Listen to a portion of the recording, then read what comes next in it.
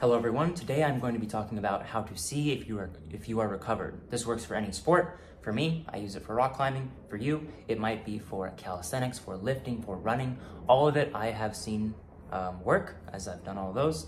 Past that, I'm not speaking from experience, but many people have also reported the same also works for them.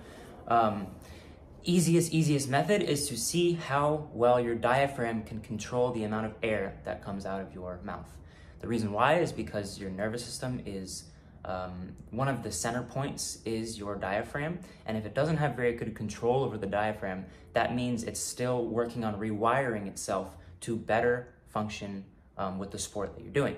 So for rock climbing, my nervous system might be rewiring itself to better catch holds really fast, otherwise known as contact strength. It might be working to apply, use more of the muscle fibers at the same time. Same thing might be for weightlifting. So, super easy way, take a deep breath in, breathe out really slow as you possibly can, and time it on a timer.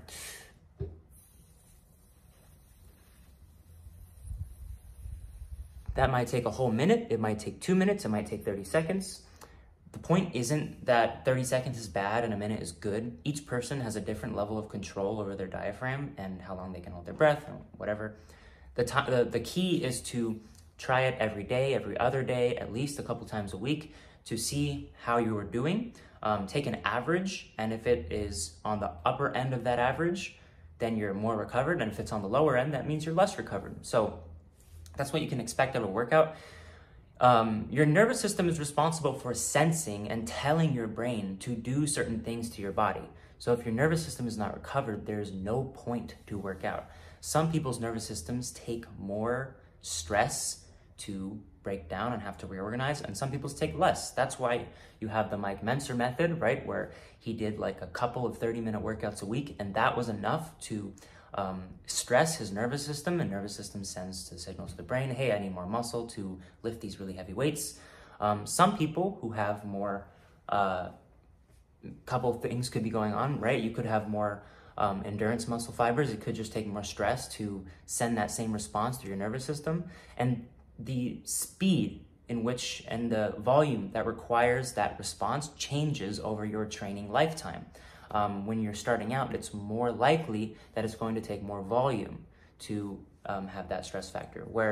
Whereas when you're more advanced, it's likely that it's going to take less volume to have that same effect. So experiment with it, see how you feel. If your nervous system isn't very well recovered, there is literally no point in training.